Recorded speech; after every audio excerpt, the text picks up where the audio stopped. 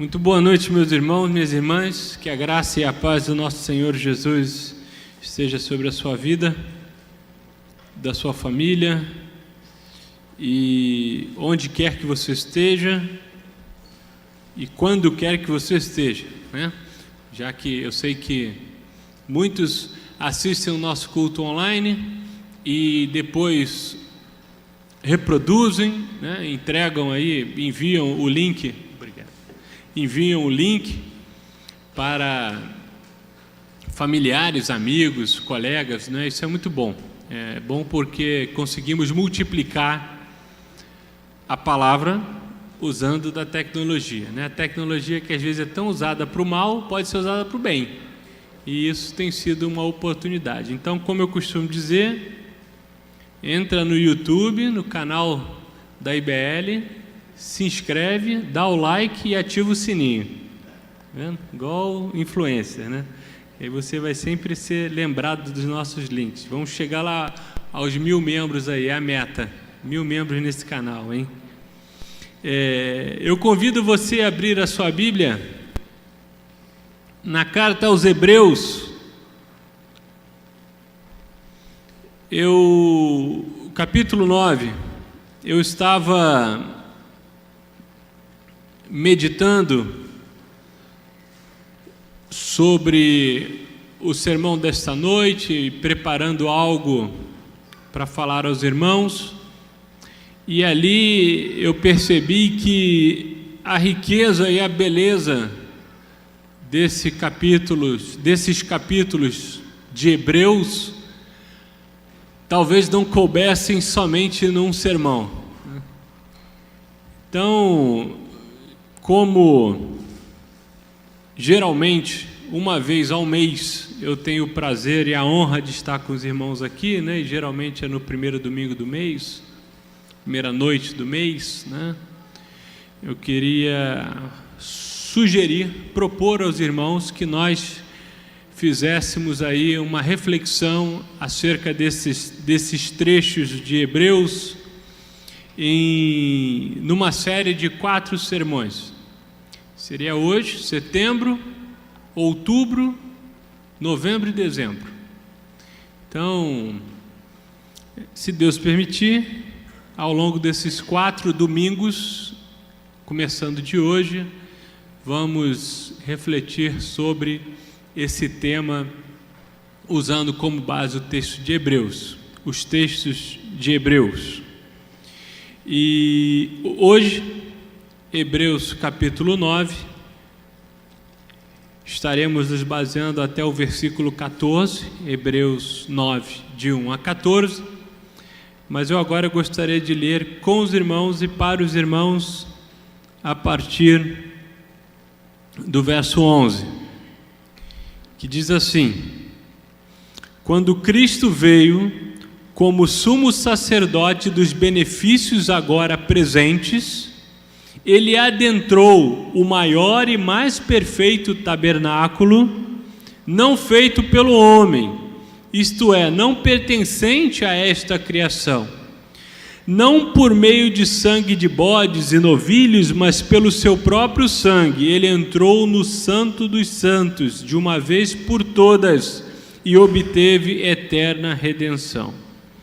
Ora, se o sangue de bodes e touros e as cinzas de uma novilha espalhadas sobre os que estão cerimonialmente impuros os santificam, de forma que se tornam exteriormente puros, quanto mais o sangue de Cristo, que pelo Espírito Santo se ofereceu de forma imaculada a Deus, purificará a nossa consciência de atos que levam à morte, para que sirvamos ao Deus vivo. Senhor, como falaste a mim, fala a teu povo nesta noite, em nome de Jesus. Amém. Cristo, o incomparável. Jesus é uma figura muito interessante. A irmã Lilian Cristina fez uma sugestão de algo interessante, né? Como seria o nosso comportamento, ou que tipo de crente seríamos se tivéssemos convivido com Jesus pessoalmente? Já me fiz essa pergunta, né? Na medida em que Jesus é uma figura interessantíssima. Só que Jesus não é só interessante, Jesus não é só carismático, Jesus não é só popular, Jesus não se compara a nada que essa terra já tenha visto ou que verá. Na medida em que vários curandeiros, profetas, mestres, anciãos, rabinos existiram. Aquela região onde Jesus nasceu fisicamente ali era pródiga em espiritualistas de toda sorte. Mas Jesus foi incomparavelmente diferente de todos os outros. Não só pela coragem de dizer o que disse, mas principalmente por ter vivido como viveu, o que viveu. Tendo deixado essa terra fisicamente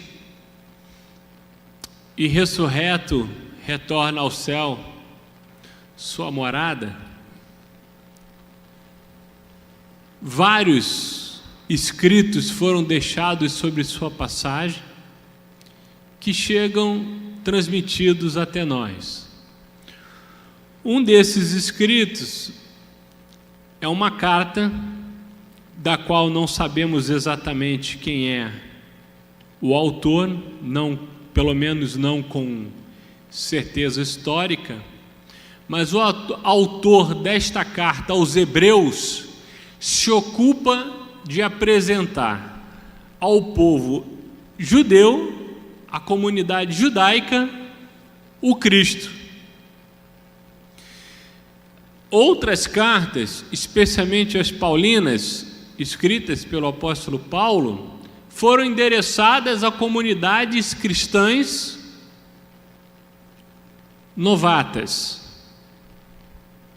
em Filipos, Colossos, Galácia, Coríntio, comunidades nascentes do cristianismo, que precisavam de orientação.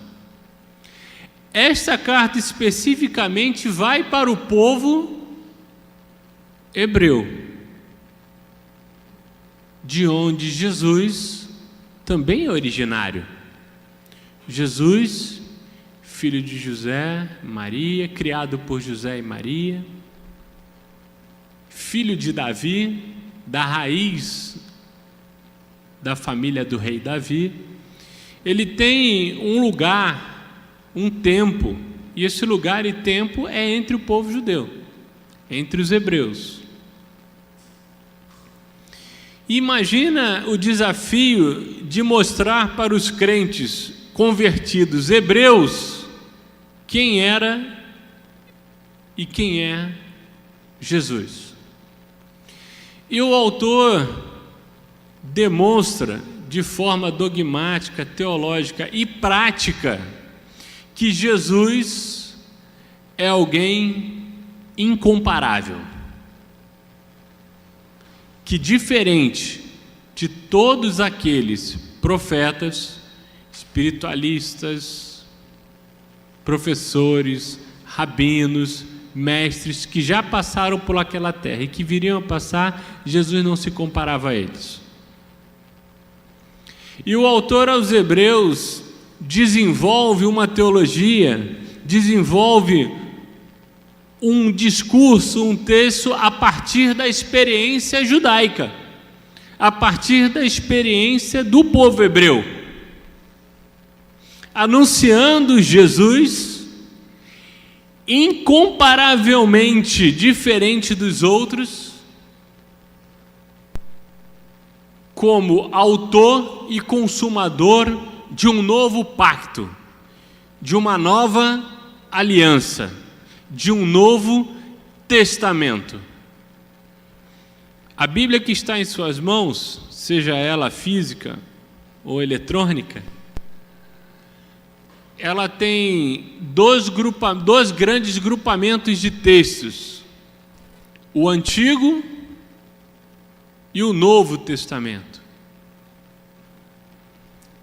Eu vi de uma estudiosa da Bíblia hebraica, amiga minha, que disse assim: não diga Velho Testamento porque nos ofende quem estuda o Velho Testamento. Diga Primeiro Testamento e Segundo depois. Ela disse uma vez brincando. Diga Primeiro e Segundo, para não dizer que o outro é velho.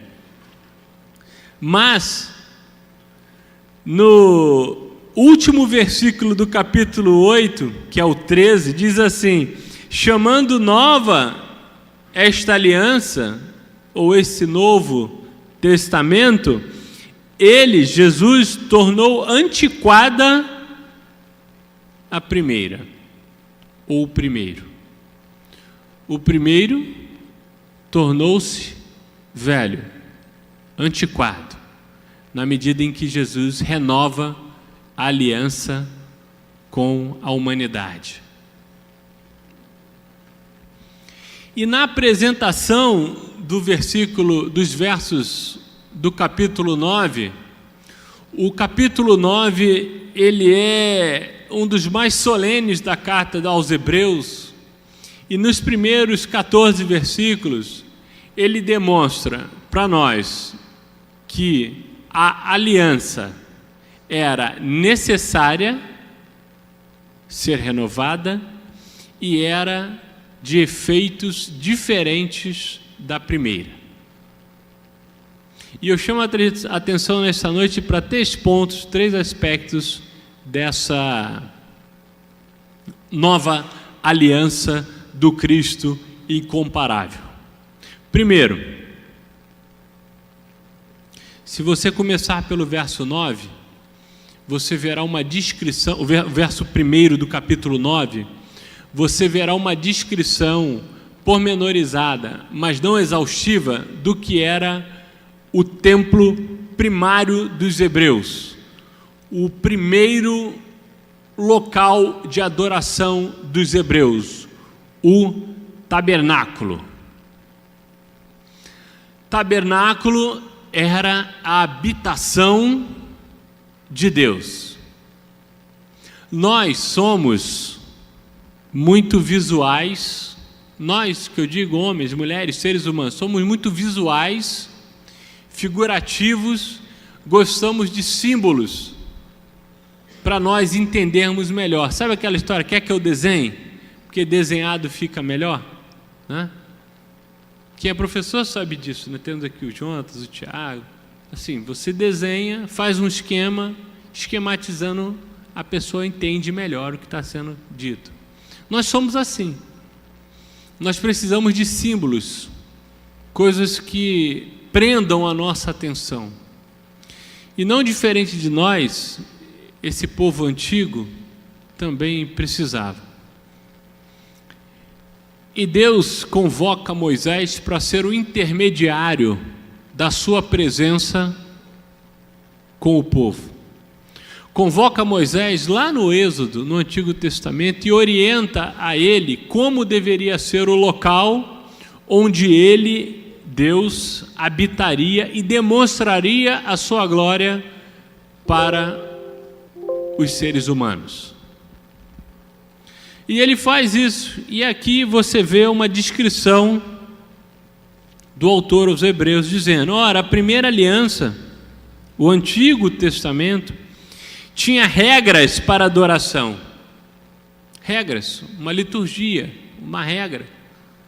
Tinha um jeito de você convocar a presença de Deus, um jeito de você sentir a presença de Deus, um jeito de você se comportar diante de Deus, um meio para você alcançar a presença de Deus. Foi levantado um tabernáculo, versículo 2, na parte da frente, chamado Lugar Santo.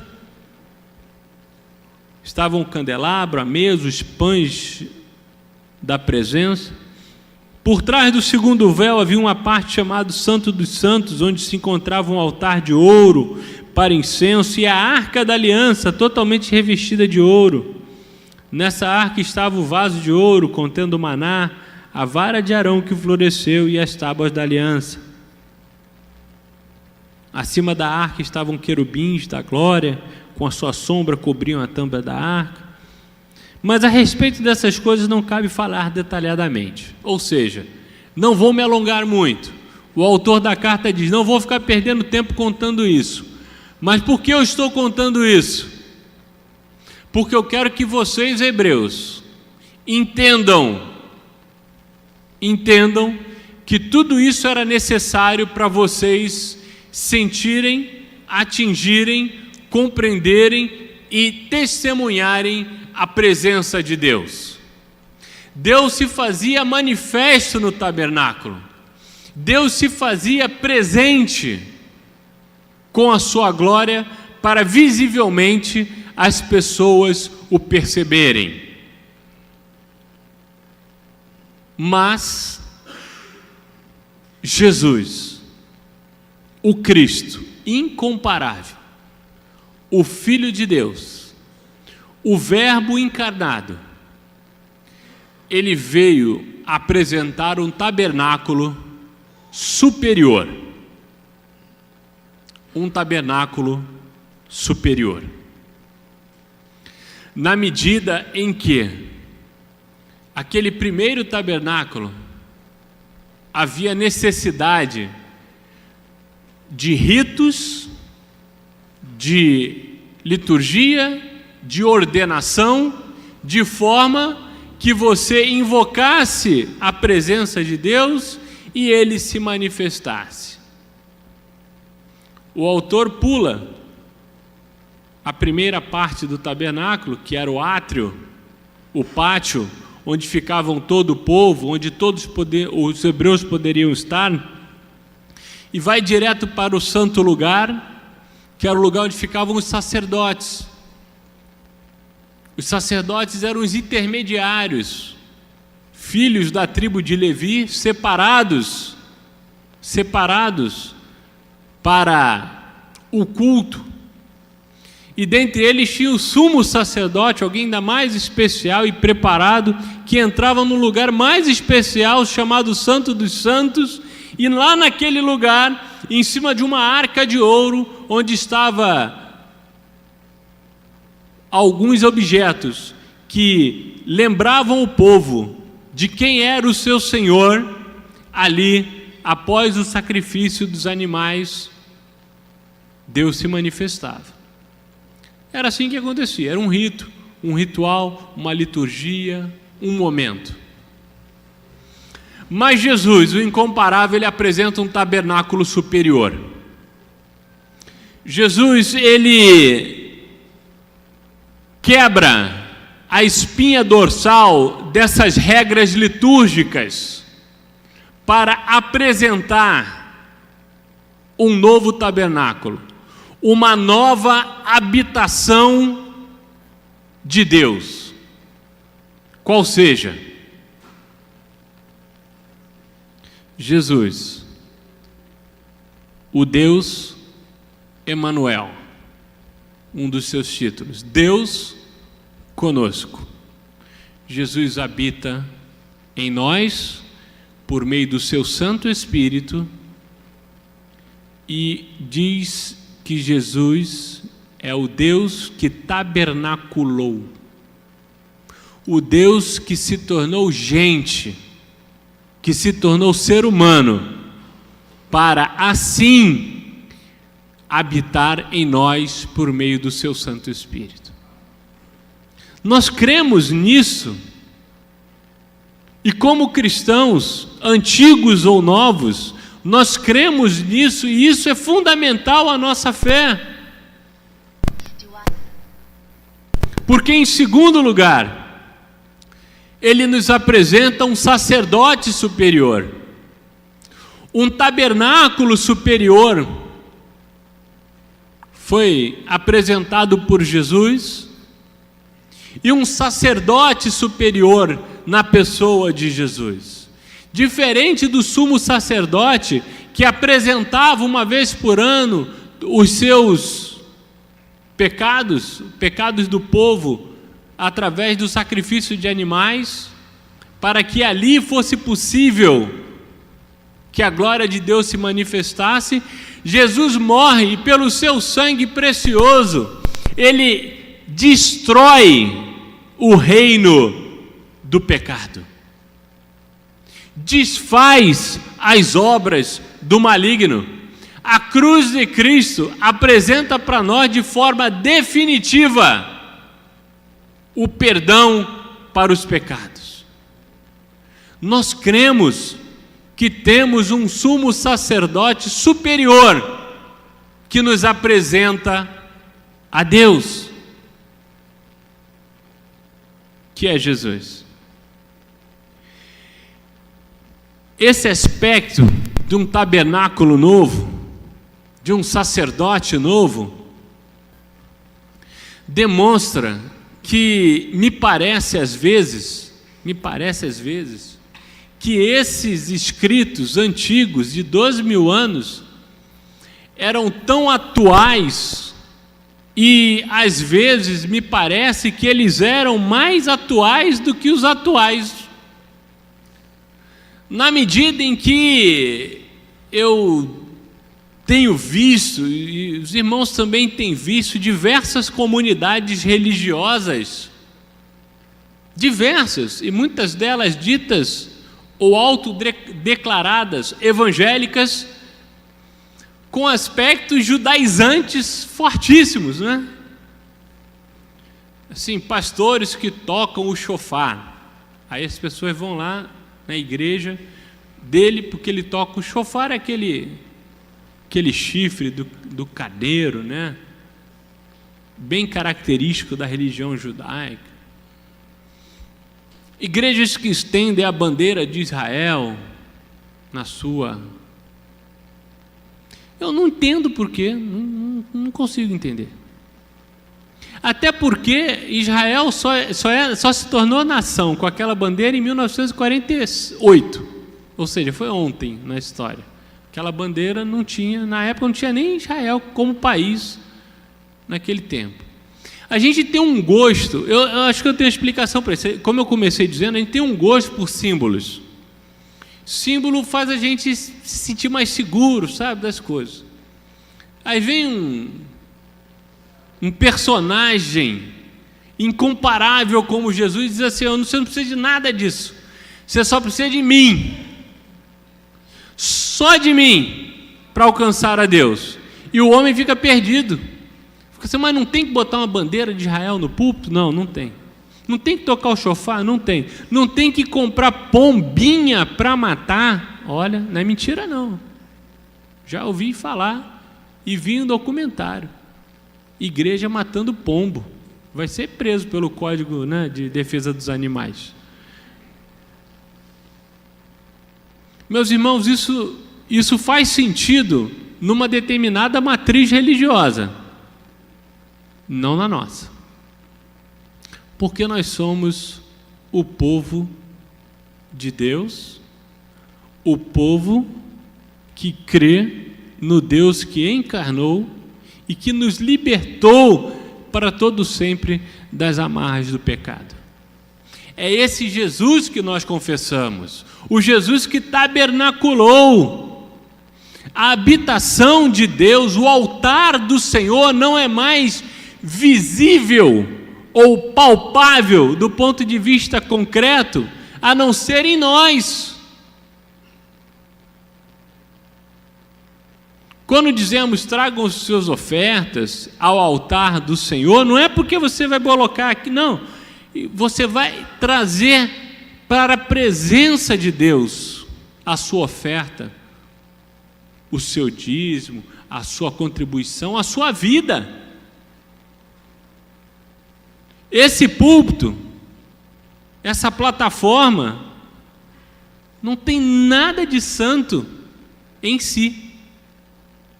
Tem poder nenhum. Eu sei que esse púlpito é muito bonito, aliás, é um dos mais bonitos que eu já vi, né? Bem trabalhado. Não. Mas não é altar, meus irmãos. não é um altar, como eu não sou um sacerdote.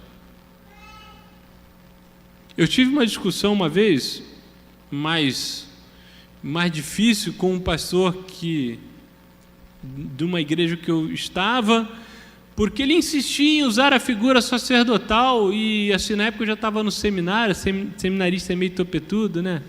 Fica achando que sabe das coisas, depois descobre que sabe menos do que imaginava. Mas profeta sim, sacerdote não.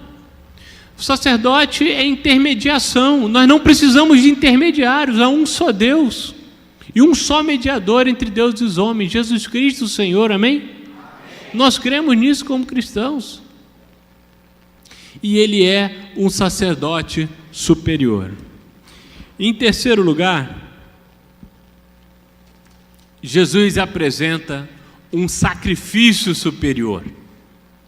Havia necessidade de matar animais, aspergir o sangue, porque o sangue derramado era o símbolo da possibilidade de salvação. E diz o texto, capítulo 9: não por meio de sangue de bodes e novilhos, mas pelo seu próprio sangue, versículo 12, ele entrou nos santos dos santos, Jesus, de uma vez por todas, e obteve eterna redenção.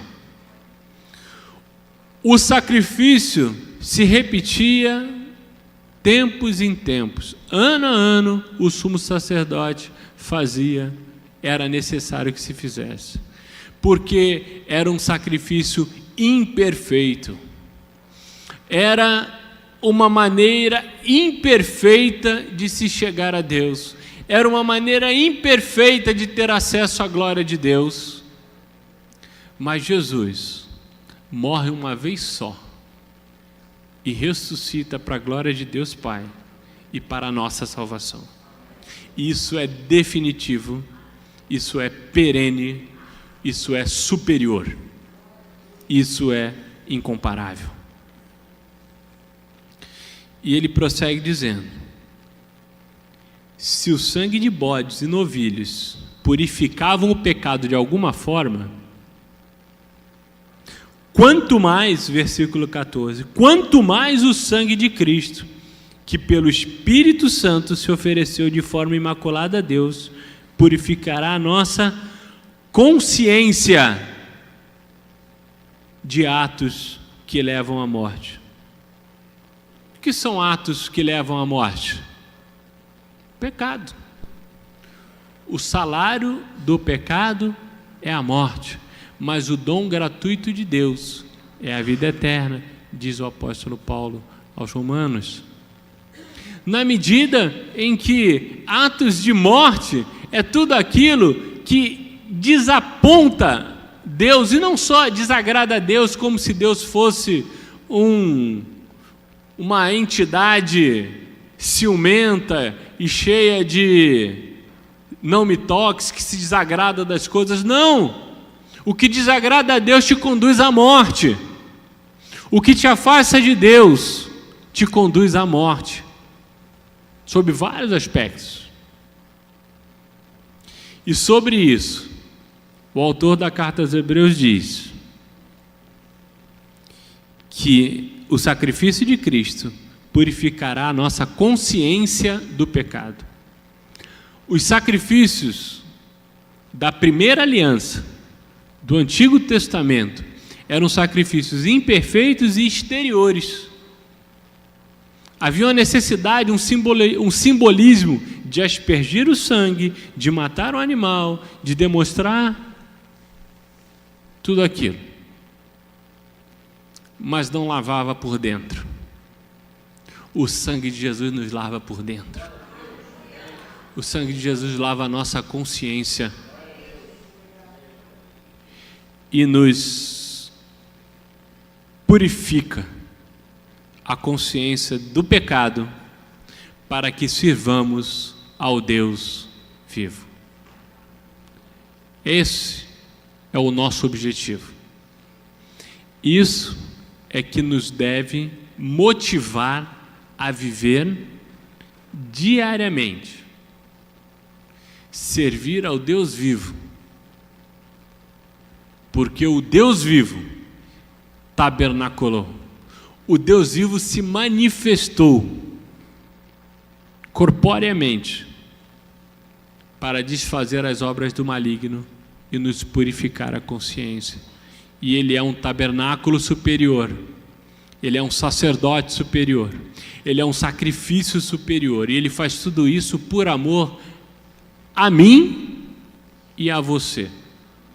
Então, não endureça o seu coração, não endureça, não feche os seus ouvidos, porque se você deseja uma vida plena, essa vida tem que ser uma vida de serviço ao Deus vivo. E isso só é possível através do sangue de Jesus. Talvez você vai dizer assim, mas eu já fiz tanta coisa errada. Eu fiz coisas inimagináveis de errado. Ou mais, eu fiz não, eu faço. Eu sou difícil. Eu sou errado, eu sou complicado. Eu tenho uma vida complicada. Eu tenho uma história complicada. Só é possível servir ao Deus vivo por meio do sangue de Jesus. E esse, segundo as Escrituras, nos purifica de todo o pecado.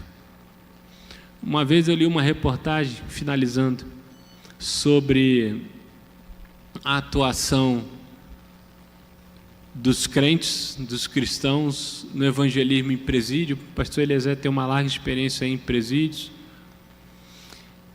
E uma psicóloga, não crente, uma psicóloga secular, disse assim, olha, a gente trabalha a psicologia e a psiquiatria, a terapia, para a pessoa lidar com a culpa. Lidar, saber o que é possível fazer com a culpa e tal. Aí vem os crentes aqui e tiram a culpa. Não fica nem a culpa. Esse tal de Jesus leva até a culpa embora. Amém. Então, para que vivamos em função do Deus vivo, eu te convido, nessa noite, nessa semana, a experimentar do incomparável Jesus. Experimente do incomparável Jesus. Sabe por quê? Porque Ele não pode ser visto ou tocado. As tendas desse mundo, os tabernáculos construídos, as igrejas que fazemos, uma belíssima como essa, não comportam a presença do nosso Deus. Nós estamos aqui e é importante que estejamos aqui. Se você prosseguir a leitura de Hebreus, você verá que o autor aos Hebreus diz que é importante congregar, sim, mas Jesus está com você até no seu lar, na sua casa, na sua cama, na hora de dormir, no seu emprego, no seu trabalho, assinando a escritura de uma nova compra, assinando o documento de um carro que você está comprando. Dedique tudo a Ele, dedique sua vida a Ele. Ele não cabe nas nossas explicações, Ele não cabe nos nossos sermões. O que existe é uma tentativa de demonstrar como o amor de Deus é infinito. Nós vamos cantar uma canção agora, declarando quão incomparável é Jesus.